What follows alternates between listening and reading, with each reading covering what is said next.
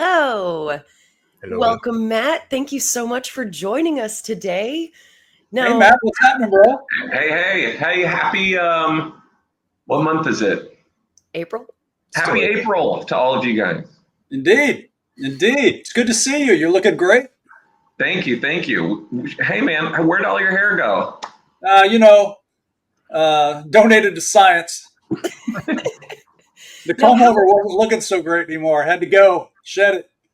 We were, before we came on, for the 2 or 3 people who are watching this, we were talking about how Matt has kept all of his hair, which I hate. He's like 62.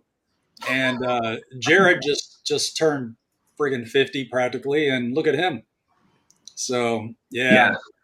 Mine's just growing in the wrong places now. I got to do the constant. I got to do a little weed eating. Yeah. Trimming, here and there. I think that's a sign of superior genetics. I think. The fact that we've made it this long, I think is a pretty good sign. Yeah, in light of all the chemicals and everything else. Yeah. That's right. I think so. But it's funny. So you had asked, when did we meet, or how long have we known each other? It's been a minute. And it's actually something that's been on my mind a bit lately. Let me get there circuitously. The other day I was poking around with some friends, and one of them had a resin casting of a Jedi comlink from the Phantom Menace. All right. And I was like, oh man, well, yeah, is this what I think it is? And it was like, yeah, that's a like a real deal casting, not a replica. It's real thing. And I was like, this is the prop that sort of reignited as an adult my interest in prop building and collecting. And that must have been like what, 96, 90, yeah, like 96. And that was when I was on like StarWars.net or StarWarsFans.net or something, and they had a link to the replica props forum, or the RPF. Which was the Star Wars Titanic. That's right, Star Wars versus Titanic. Yes, thank you. That's right. True prop historian, Ryle. Thank you. And so it was then that I signed up for the RPF, and I'm pretty sure you were on it at the beginning, or at least when I rolled in. I feel like you were already a member. So I'm putting our introduction somewhere around 96, 97. That's 1996 for the youngins in the audience. I know I've been there long enough that holy shit, what is that? What is going on? Did you guys hear that? It was insane. What was it? It's probably Sean or something has his mic on, or okay. Something weird is going on. Toilets flushing. I don't know. But so membership changed a couple times ownership changed at the RPF.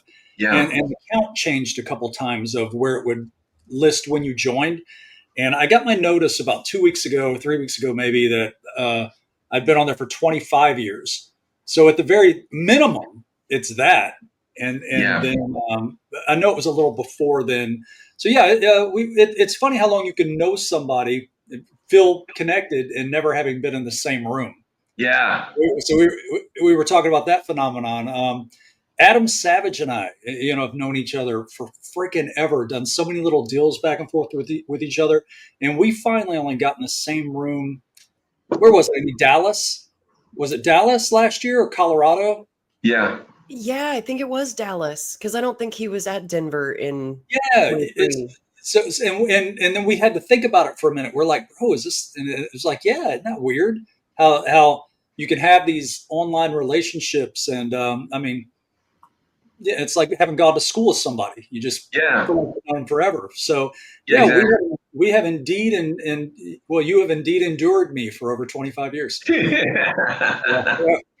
Well, I think it's your long history of making the coolest stuff. I think in my mind, like, you are one of the few people who is not only dependable in delivering what you promise you'll deliver, but also like my memory is that you also have a reputation for just making really high quality stuff. Like in an ocean of trash, you are the island of quality.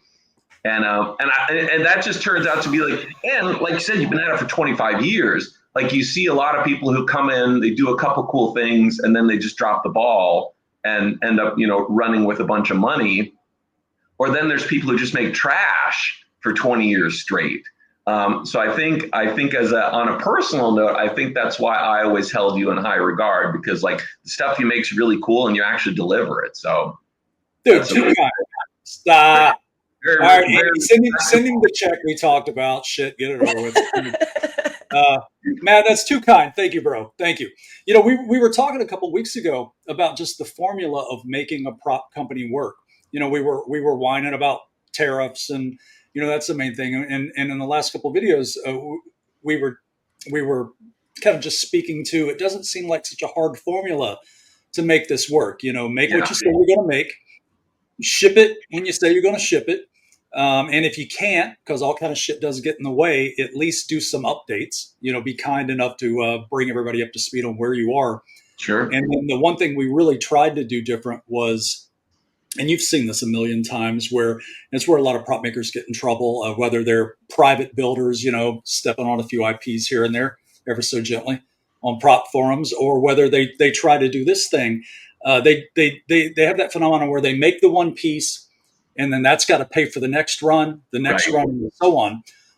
Or they make so much crap, they take the money and they just, before they've ever even figured out how to make something, they get in over their head and they disappear. Yeah. So if you want to be around for the long haul, and I think that's the difference, is you see, there's a couple guys out there who've, especially been around longer than me, that they've done really well at that. They looked at it like, I don't want to just do this run. I don't want to just do this now. I want to do this for the long haul. I'll do this till the day I die. And that's kind of the healthy way of doing it. It's the whole do unto others. So again, thank you. But yeah, for some of the people who are new to this and watching what we do, the RPF that Matt's talking about right now, that's where, Matt, describe the RPF. What happens at the RPF? It's a wretched hive of scum and villainy. Indeed. It is a great place to go for reference. And back in the day, I mean, you could argue there was a prop renaissance going on, right? It's almost hard to describe to like in today's technology. I think if it was 20 years ago and you were like, oh yeah, it's a message board, you'd be like, what the hell's a message board? You mean like Facebook? No, it's not like that. It's a bygone era, unfortunately. But, it is. But I still think it's a great resource. There's a lot of great people there, and I know this is going to make me sound super old, but like just the way it's organized and the way like things actually don't disappear. You can find stuff and that still exists, and like with other social medias like Facebook or Instagram, or even what's that one the kids are doing, TikTok? Like it just sort of, it wasn't meant to. It's not designed as a resource or a reference or a collaboration tool. Right. It's, here's my 30-second video, watch it and then move on. And it's so interesting because like, you might spin up a thread on the RPF about a topic that is really near and dear to you. And that thread can live for 10 years. Like there's threads that are still active today.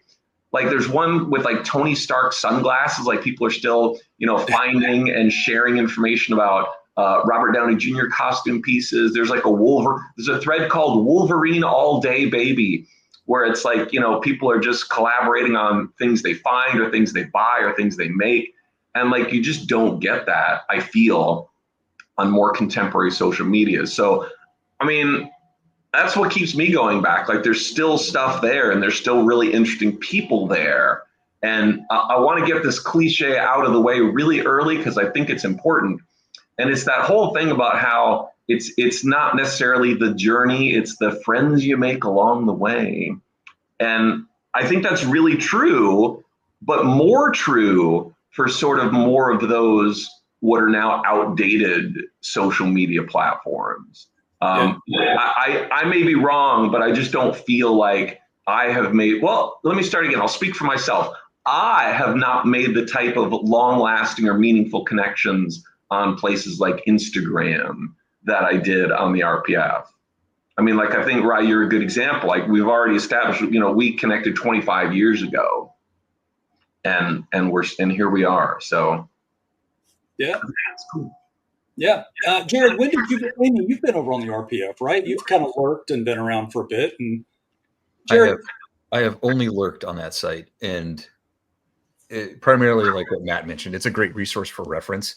A lot of great builders and makers will post a lot of stuff you can't find anywhere else. They do a lot of the work for you, and it's just been a fantastic resource going all the way back to, like you said, Phantom Menace. I was involved in making some figures early on and trying to figure out what the Jedi food capsules and the Jedi, Yeah, those little pouches. yeah. I think a lot of that I got from the RPF because those guys just did an incredible amount of homework, and it was all there and like in one place. And those resources, those discussions, those threads, they last for years. So you can just go back through the threads and all the comments. You're like, oh, there it is from 10 years ago. That's the exact piece of reference I need. It's been great. But I have not been active on there. I don't think I've ever posted on there. I have only lurked, looked, and listened, and it's done me well. Yeah, it's a cool place. Yeah. I'm definitely not as active anymore. Like, it took me a long time to learn that, like, my time is better spent actually building than talking about stuff. And I think it's like, Rye, when I went to high school, I feel like I learned a lot, but I learned some very powerful lessons, and one of which I'm going to share with you now. Please. It was one of those, it was like a civics class that's taught by the football coach who needed, a couple extra hours a week so he could get a full salary. Sure. And the guy was a total goon. But on the first day of class, he like yelled at everyone. He's like, this was like period one. So, it was one of those early morning classes. And he's like, you got to be on time. If you're not on time in this class, blah, blah, blah. And he said, bad habits are like a warm bed. They're easy to get into and hard to get out of. I was like, interesting. And that stuck with me. And I've totally forgotten what point I was going to make about the RPF.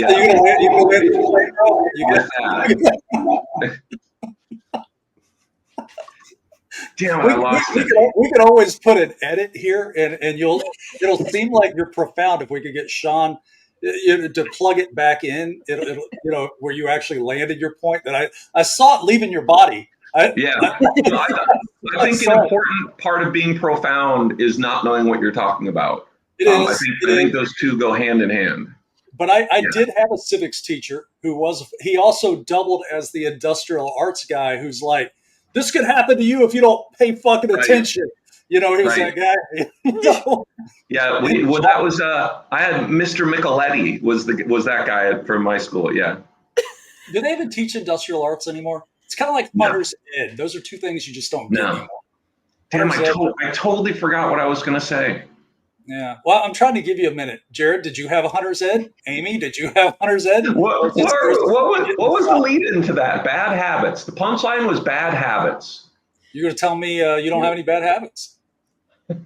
Well, and you had mentioned right before that saying that you don't post as much anymore, but you still go as reference, and maybe that was no, it's gone. Don't edit this, by the way. This is great. This is what a Diet Mountain Dew habit will do to you kids.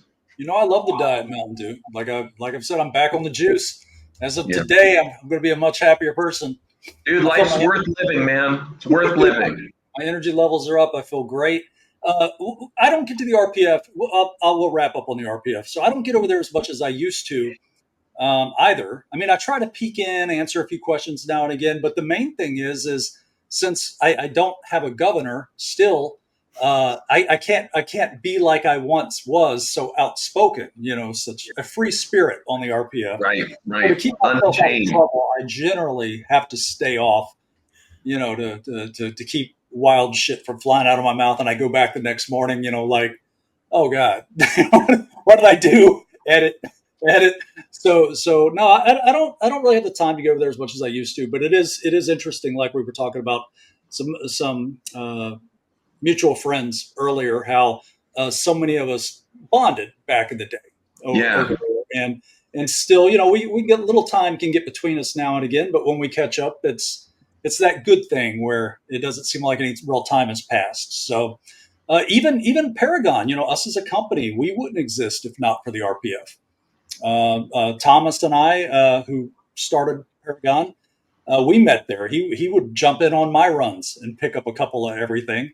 And then after 10 or 15 years came the idea to do this. So Yeah. RPF's responsible for a lot of good things.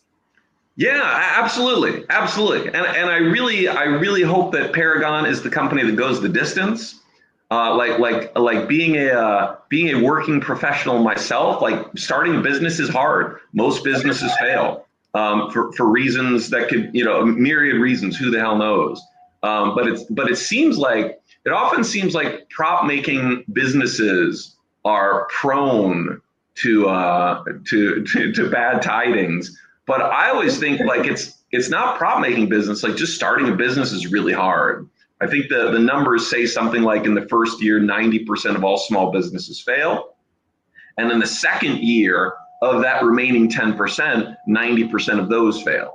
So it's just really hard. So I think it's awesome. And by the way, speaking of awesome, Nice segue. What you got? What you got?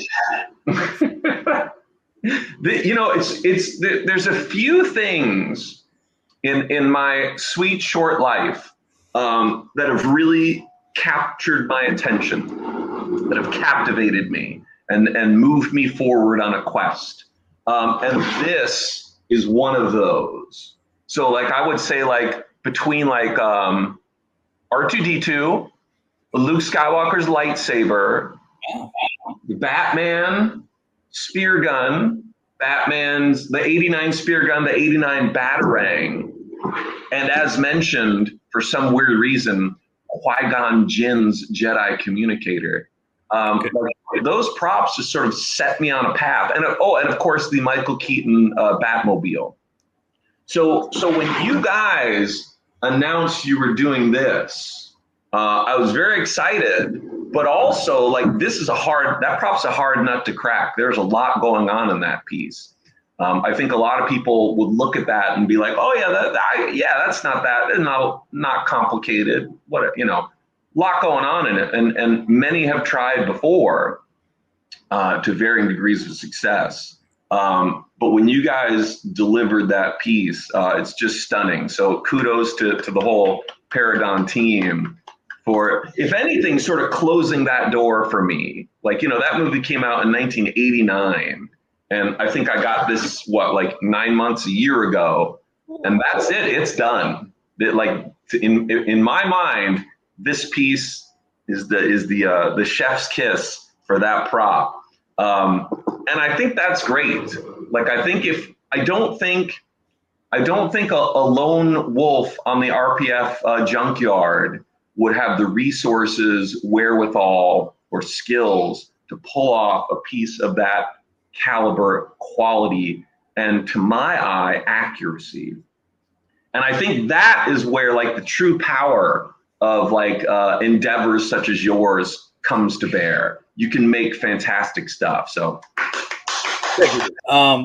but too kind. Thank you. A lot of people involved with making that grapnel happen.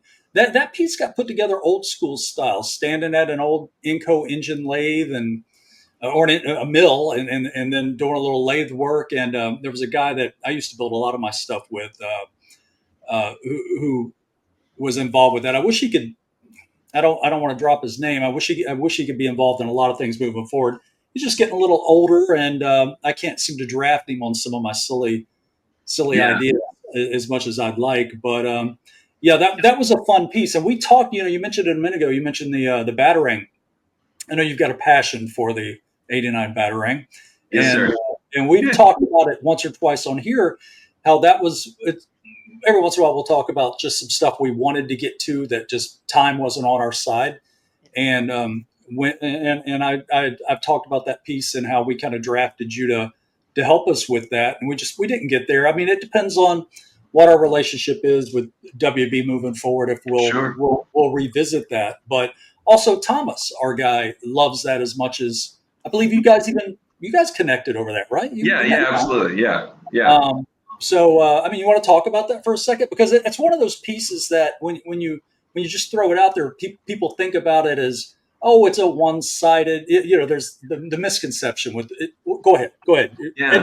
Educate the masses. Yeah, I think that, like, well, first of all, to me, that's a super iconic prop. Like, even though it's only on screen very briefly, it's an iconic piece of the Batman lore.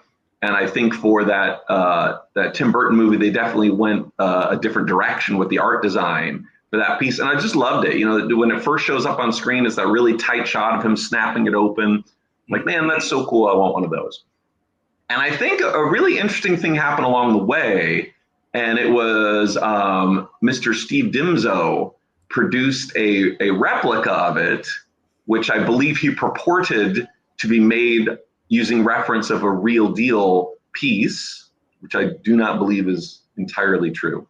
And so what's interesting, and the reason I tell that whole story, is that piece, that replica that Steve made, which, for the time, fantastic. He probably had some VHS screen grabs to go from, and he made a respectable replica and sold billions of them. But it was all wrong. It was just not accurate. And so what's interesting is that piece became such a part of prop lore that people deferred to his replica as the accurate one.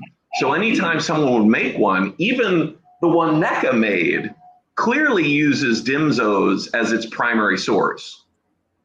And so I always just wanted something better. And a little while ago, the '89 movie, The Batman, they released a 4K copy of it. I was like, great. So I got a hold of that and went through frame by frame. And that's a prop I've been studying or looking at on and off since 1989. And when I sat down with that 4K version of the movie on my 86-inch widescreen TV, like, I learned so much. Like, I looked at every frame of it, and I learned so much about that prop, and so much of what Steve did, even, again, groundbreaking at the time, just completely wrong. And so I happened to connect with a reliable 3D modeler on the RPF who does great work, and actually delivers. It's fantastic. It's very rare. And collaborated with him and produced what I believe to be the most accurate 1989 Batman replica ever made. Like, there's just, and it's so weird too, because, dude, it's all there. It's all on the screen. You just have to look. There's also some great still photos of the actual prop.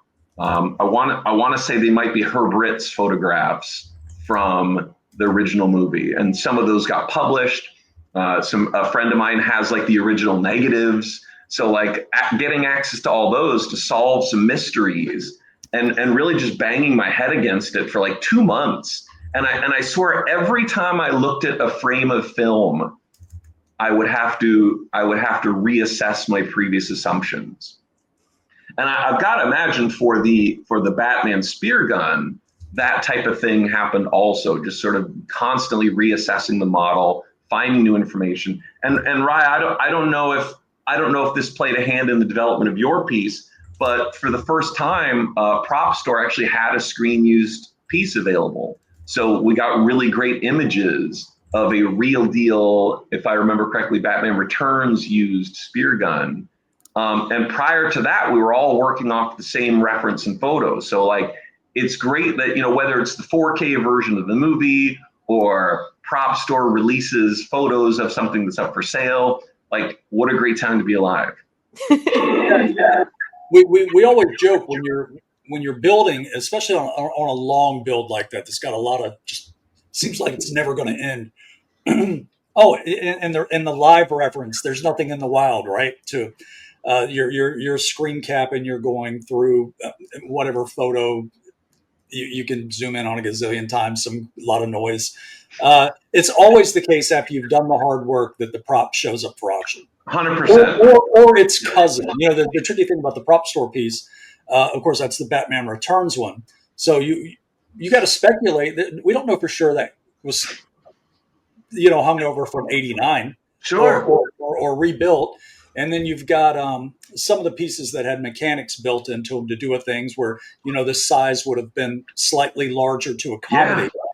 Yeah, So exactly. you got to make all those wild ass suppositions to figure out where you want to be when you're bringing everything together. We were pretty much done by the time the piece showed up for auction. So it was the weird things that getting that together that were tough. You know, if you're making it in metal, if you're doing it in resin, you know, or plastic, you can just glue shit together, right?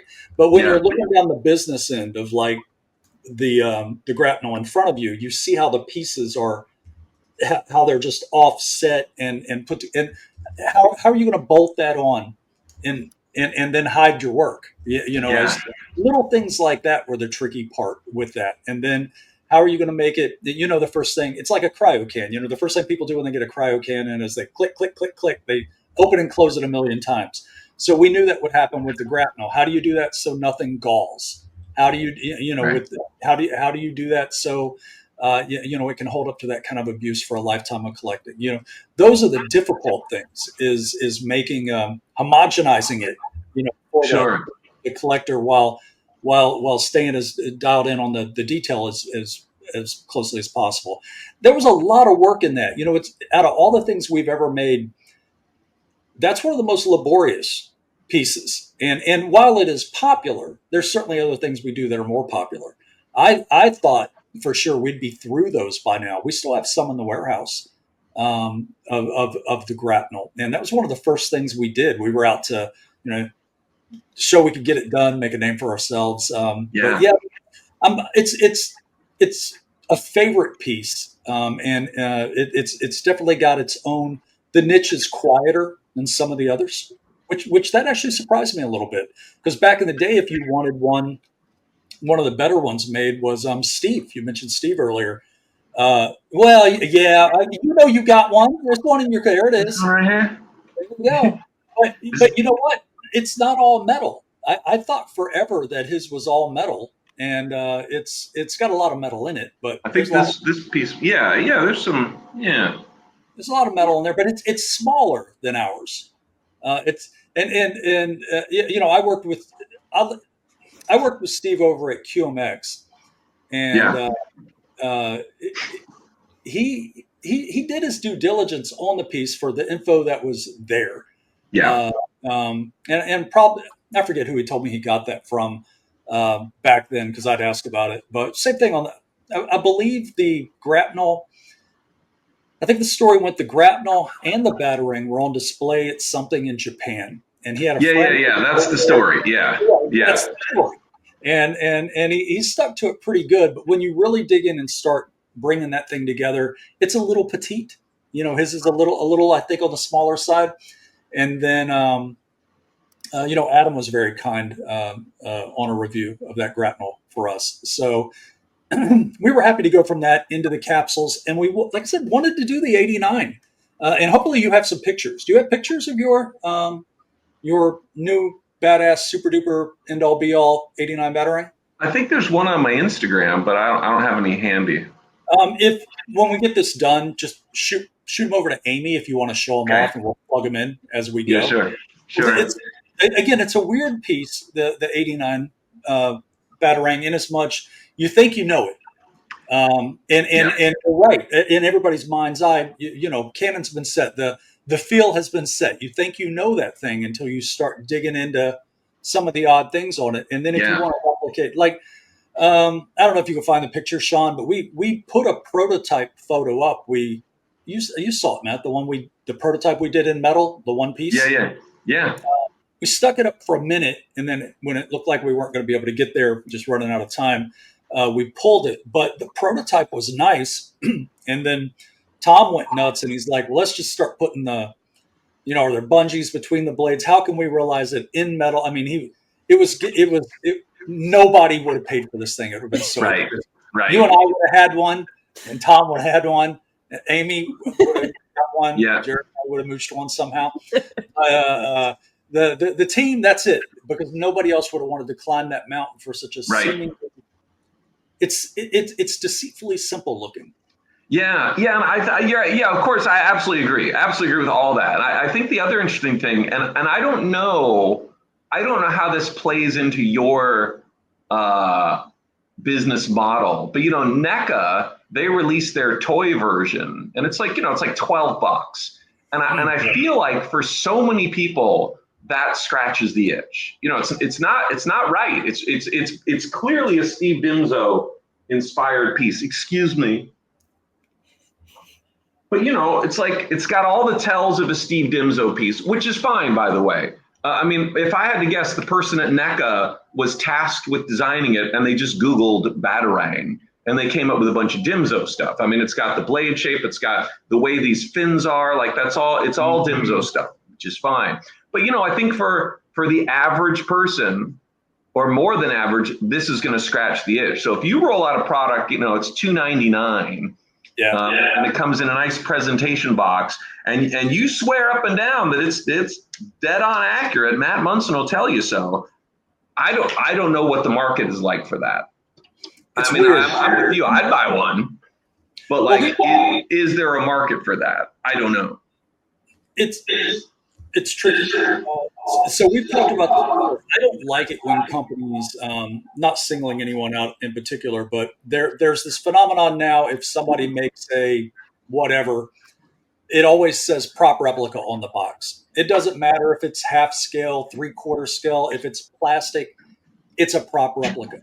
Yeah. Now, and that of course appeals to the cosplayers, and that's great. So you could take something like, I always use our bat radio as an example. So our 66 bat radio, $250 prop. Hey, it's identical to what you see on screen. It's as good as you're going to get. We like to refer to it as an heirloom quality replica. But at a glance online, if you're looking at two pictures side by side, there's a company that makes a plastic one, and it's undersized. It lights up. It's like $30. So the new collector who comes along, to your point, to use that phrase, it scratches that itch. Whereas the more dialed in collector, the one who really likes his museum quality replica or their museum quality replica, that's who we appeal to. And there's a very small attention span that we have to squeeze in. Hey, but ours is this, and we're that, we're this and that and the other, while not denigrating the other person's work. Hey, if we've said it a lot. If you want to dress up as Deckard, you don't necessarily want to carry the $1,000 Blade Runner replica. I want that squirt gun. You want that squirt? Yeah, you get the water gun and clean it up, and but we don't call it a prop replica either. It's a water blaster. Granted, it's a dope ass water blaster, and as much that it's modeled off of the tooling used for the hero. Yeah. But a long-winded way of saying, if the studios are allowing 5 different companies to make the same thing, essentially, and call it the same thing, it can get difficult, and it might make you not want to work with that studio so often. I see. Subtle. I like that. Yeah. So that happens, and then there are some companies that are like, hey, we don't want to. They get it. We don't want to cannibalize our property. We don't want we don't want to confuse the fan base. We don't want a million people doing X, Y, Z. Those are the people we love, and those are the healthy relationships that we have moving forward. But when you're green, and you get into the licensing into things, that's some cold water in your face when you're working your ass off on something, and then somebody releases a super duper plastic version for $12. You're like, what just happened? How does that happen? But it does, and it's a difference between a toy and what we know as a prop replica. Sure. And so you got to bob and weave a little bit when that happens, and we just try to. Now we know enough when we meet with a new partner or somebody we want to work with. We'll ask, are you going to protect our stuff, or do we got to compete against ourselves every time we have a new idea? It's a great question. It does happen, and it is hard. When somebody's, hey, what's the difference between this and that? Why is yours $300 and that's $35? Right, right. Well, I imagine a big challenge. I don't know if this is true. Let me frame this as a question. Hey, Rye, do you find it a big challenge that like the stuff that appeared on screen, the pieces that were made to be in a movie, especially like from 20 or more years ago, often don't look great when you hold them in your hand. They're wonky, they're knobby, they're not symmetrical. They're because they were probably made by some guy who had 20 minutes to deliver it to set or something like that. And if you reproduce it as is and put it into a collector's hands, they might be like, why is this thing wonky? I don't understand. I just paid you $200. What are we doing here? How do you deal with that, or do you not? No, you definitely always, and I'm going to let Jared speak to this in a second. One of the main things that happens is you're talking about that mind's eye interpretation of Exactly. what do you remember when you hold a given piece. Of course, if you're talking about, guys like all of us here, we know like original TOS Star Trek props. They all look like ass up front. Yeah. Particularly the phasers, but the communicators and the tricorder, they actually could look pretty cool. But most of the phasers were just monsters. So if you set out to scan, let's use one company as an example. They scanned one of Greg's original phasers. They cleaned up some of the abuse that happens over the years, and pretty much nailed it. Though they cleaned up a little bit of the wonk, a little bit of where something was crooked, and for sure, yeah. I think you can straddle the fence that way, and not bastardize the original prop, and keep it as it was, but yet, yeah, you can clean up a few bumps and bruises along the way. It's to what extent that you do it. So, and I'm wanting to talk badly about a piece that we're working on right now that, I guess you could say this. So like the 20,000 Leagues Under the Sea, the Electrosphere. We've just taken such a deep dive on that. Been working so hard on it. Of course, when you study the original up front, up close, it's just beat. I mean, it's old. It's 70 years old. It looked bad then. When it was set. So that's a good example of you can capture the spirit of the piece, its measurements. Triangulate in on, take the couple pieces you've really got some time with, and bring it together on what the spirit of the prop is. But yeah, you wouldn't run. You might omit a few wood screws, that are running through things, or clean up a Bondo patch, or something like that. A little bit. That's a little different.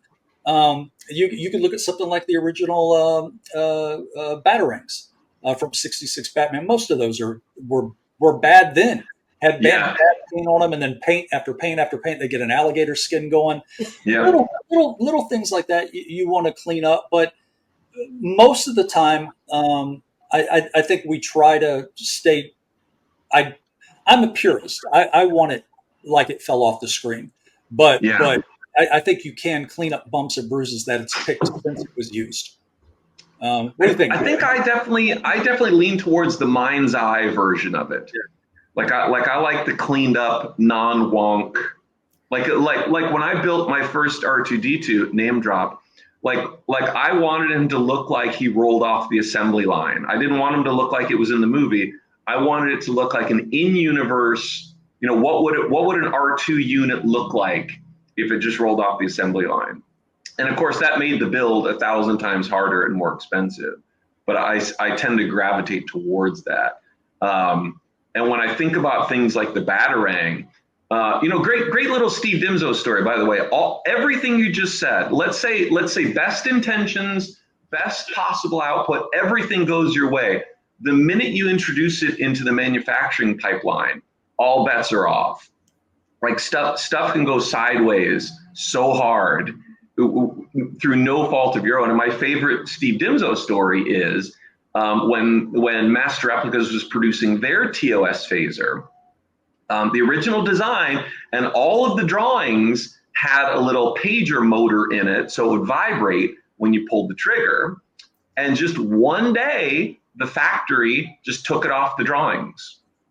Don't know why. No explanation. It just disappeared from the drawings, and then they went to production without that motor in the piece. Now, I don't know. I'm sure there was more to that story than I was told. But like, I've heard endless stories like that. You know, when the factory's like, oh, we wanted to save some money, and we happen to have a different shade of gray paint on hand, so we painted it using this gray. Who's going to know? And then it's like, no. Everyone will know. Oh, yeah. And so you've got a whole set of problems to deal with after your work is done, and I can't imagine what that would be like. And so everybody knows the Steve that Matt's referring to, Master Replicas. Steve started Master Replicas back in the day, and we talked about that paper not too long ago. It was a good example of so in the very back of the Master Replicas phaser, where the rear heat sink is, there's a gap. You know, where the metal sink plugs in, and then there's a. It doesn't. That's right. I forgot about that. Yeah, I know exactly what you're talking about. Yeah. Now I'm not sure which piece they scanned or modeled that off of, but you know, Steven said that was present in the original, so he left it. So when most people, the average collector, came along and bought that phaser in the beginning, if you remember, people were like, "Hey, I don't like the way my shit doesn't fit in the back." You know, it's right. Just, you know, it's and you know, Steve was like, "Well, that's how it was on the original." So that's one of those calls you've got to make. If that was indeed how it was, and again, I'm not familiar with which piece they messed with, you know, that would be a decent sized liberty to take to clean that part up. I wouldn't have done it. If that's how it was on the original, I would have made sure everything was straight and clean, but I wouldn't have taken that bit of personality out of the original. Right. I would have left that alone. But there's, you know, as is often the case, everybody knows that usually the screen use piece does kind of look like just ass, you know, up close. It's never quite what you think it is. So no, we run into that all the time. Where do you draw the line? And it's been easy on things like the CryoCam. You know, make it. It's machined aluminum. Make it like it is. You know, Barbasol worked with us on make sure we use the right can graphic, and we've talked about that kind of thing. Those are easy. You don't have to change much. Something like the Hammond cane. You know the size, the shape. You have what it is on screen. You don't have to do any big jumps. But yeah, it's tough. Jared, where are you on that? Where do you fall on the how much do we change it, or not at all? I am a big fan of perceived reality and getting lost in the film and the cinema of it. Mm-hmm. So although, you know, like you mentioned the TOS phaser, and it does, I mean, I think it was carved out of wood. Yeah, that's right. Well, it's so somebody's teeth, they just whittled it out. Yeah. And if I were to get that, I would be, I don't want the prop as created in the shop in 1965 or whatever. Right. I want a Starfleet issue 23rd century phaser. Yes. And what Wong Company did, another great example, the way they presented that, the way the packaging was on it, it felt like you were being issued a phaser, like you were in Starfleet. Here's your phaser. Yeah. Yeah, they did a great job. I love that. So I'm a much bigger fan of maintaining that illusion of the cinema and the film from it. So if it looks, I want a stormtrooper blaster as issued by the Imperial Army or whatever. Yeah. It's on your ball when you go. Yeah. How the juice is made. I think that's also, by the way, I see we're almost out of time. So the last thing I want to throw at you is I think the 89 Batarang, as I was working through that, presented a lot of those problems also. In fact, I'm 100% certain that if I were to present to the community renderings of my 3D model, a lot of stuff people would find very wrong or controversial or disagree with. And like I could walk someone through every single decision I made using screen grabs, like even just the size of it.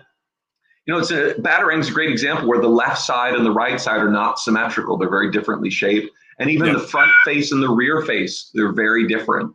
And everyone is so used to that infernal Dimso replica that if it doesn't sort of jibe with that, even just the overall size, which I think I really nailed, is just totally different than what we're used to. So it was a really interesting experience chasing that 89 Batarang, because I think it sort of reveals to me what folks like you guys must deal with every day, and just have that pyramid of decision making you have to make about accuracy versus manufacturability versus what do fans expect, what do people want. Like I imagine that is a lot to grapple with. So thank you for doing all that, by the way. I can speak from experience that although there is a small group of people who want the prop, as it was in that captured moment of time when they were filming it, most people are going to want an idealized version of it.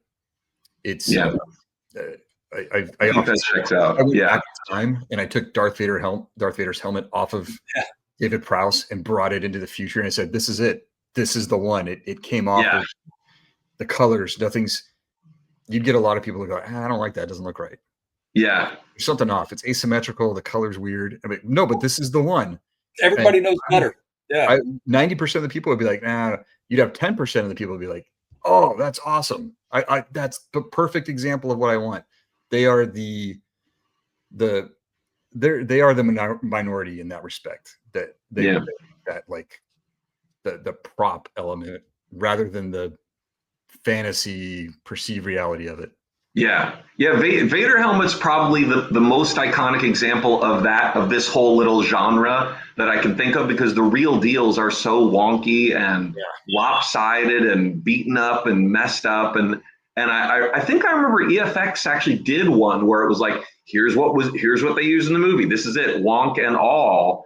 And I think they sold out. But like, I think when you look, like if you go into Sharper Image, right, I'm dating myself here, and you see a wonky Vader helmet, I think a lot of people, the casual collector is going to be like, I don't understand why it looks like it's made out of clay.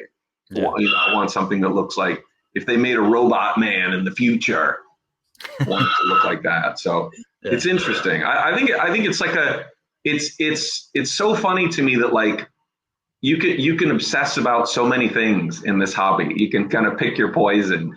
And let's talk about Paragon FX once again, because I think you guys made all the right choices with this, man. Let's go. Hold on. Hold on.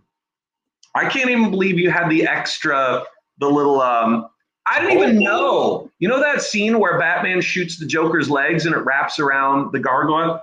I didn't even know that was just an add-on to the main, like that didn't, dude, I was like my current age when I figured out that this attaches to that. So thank you. And then there's other attachments that freaked me out too. So we had the idea of making a couple extra pieces and offering them later. Like the tranquilizer darts. Kind of a little additional tag along set. And again, there's a fuse on all these relationships you have with a studio, and there's just a certain window that you have to be able to make stuff. But backing up real quick on just to button up, where we land on that mind's eye interpretation of a prop. I'm a little more of a purist than you guys. In as much, here's a perfect example: the Lost Boys bottle. So I knew this would be a pain in the ass, and Amy knows where I'm going with this. So on the Lost Boys bottle, and as with any prop, if I can see a blatant scene where something is missing or otherwise, whether it's by design or it just fell off in production, in the bottle, it's missing a particular gem. I mean, a good sized gem. You see it in the screen caps. There's no missing it. It is off of there. Now, if by design they're just trying to imply, hey, this is an artifact. It's been around hundreds of years. There's been 10 different Davids who have owned this over the years and all that other crap, and it fell off. That may be. We'll never know. Or is it a simple fact that it just fell off in production and nobody gave a shit and wanted to stick it back on? But when we study the prop, it's so blatant. when you screen cap it. I left it off by design because that's how you see the prop. So we regularly get emails. Hey, I got my Lost Boys bottle. I like it, but the gym. And we're like, oh no, the gym didn't fall off. And then we sent them a screen cap, and they're like, oh, okay, cool, thanks. It happens so often that I actually have my own folder of Lost Boys bottle within our customer service area. So these are the 5 photos that you send when somebody thinks they're missing a gem. Here you go. But that's something on a level. I appreciate the level of detail on that particular piece. That's something that I do want to see in a prop replica, because you've paid such close attention.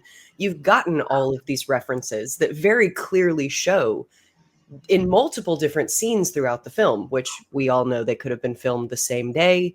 But hey, that particular missing gem for me actually makes sense. But I'm probably right in the middle between all 3 of you as far as how far you take that idealized version. Because I'm the one that's going to look at Darth Vader's helmet and go, "Ooh, I would like it to look like I remember it looking, and I'd like it to be a little more symmetrical and things like that."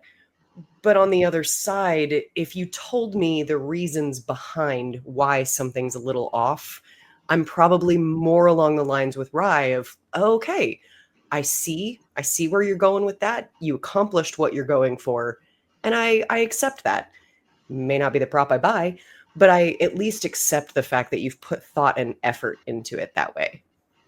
Yeah, and we share that too. We kind of, when we do these or in our collateral, when we're telling the story of the prop, we tend to talk about the whys in the house when we get there, because a lot of things we do, as you know, with any number of people, like the 89 Batarangs, a perfect example. It was resin, simple as that. They didn't make a metal one for the film, but if you're going to make one, why not just make it as badass as you can and make it metal? So there's a liberty people take all the time where a piece of plastic, it's resin.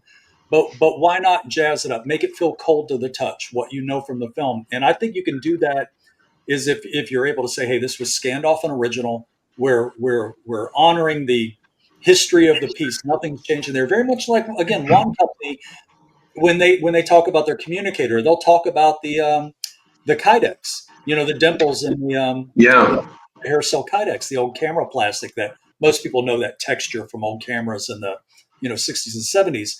But through their scan, they're like, hey, we captured this. But of course, their shells just aren't wonky and crazy. They've cleaned up the metal work. The rhinestones are on straight. I think that's fine because you're essentially saying, hey, it's identical to what you see on the screen, minus the guy who put it together who didn't care that day. Right. So that's where my head goes. Now, if again, I wish I could share this one piece that we've recently scanned. I think it's as wonky today as it was the day it was made. I don't think it just started to droop or get weird over time. It was just bad from the day it was pulled out of its molds. And that's an example of something. Yeah, let's at least make it straight. It doesn't, it need to look like it's, got scoliosis of the let's straighten it all out and make it look good. So I think you can do that. There is a fine line. Again, I think Amy articulates it best. There's a lot of different ways you can fall on this, or she might fall between all of us. I'm a little more of a purist, but I do say save everybody from the if it's blatant, if it's just so bad you can't. If it would otherwise make people think we suck, we're cleaning it up. Right. This thing looks like shit. I just scanned a piece that we had to do that too. That's what I'm talking about. Oh, okay. That's the one? Yeah. That's the one. Yeah. That's exactly what I'm talking about. And I hate it when we have to be cryptic like that for everybody. But again, sometimes a system we have to go through before we can share some things. But it'll make sense because when we drop it, I'll go, hey, remember that video with Matt? Yeah, that's exactly what I was talking about. And it'll make sense to people. But well, my fondest hope is it's the Ben Affleck Daredevil Billy clubs that you're talking about. I'm still crossing fingers for another run of those. Let's go. Yeah, show some respect. That's a special one, isn't it? Thanks for allowing me out. But yeah, those are fun. I still say, it's funny for all of the shit people talk about that movie.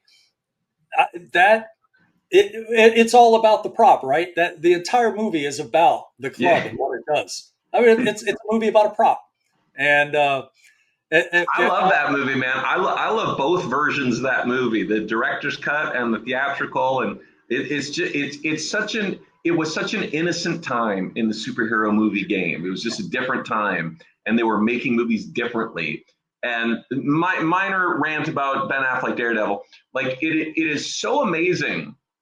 I've never seen a more starker example of studio interference than the theatrical versus the director's cut. They are different movies. And if you haven't seen them, anyone listening, highly recommend just watching them back to back. They are different movies.